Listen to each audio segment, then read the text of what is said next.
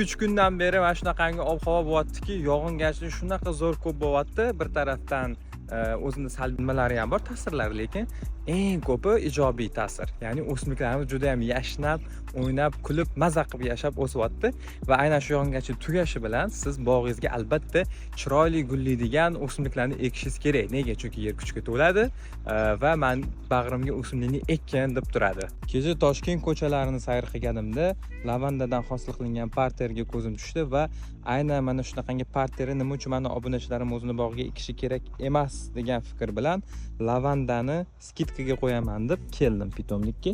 Bundan oldin 3 litrli idishda chiqqan edi lavanda skidkaga 50 ming so'mdan.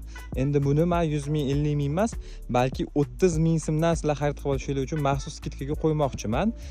Chegirmamiz 2026-yilda 1-iyuliga qadar davom etadi. Pitomnikimizga kelib xarid qilib olib ketsangiz bo'ladi.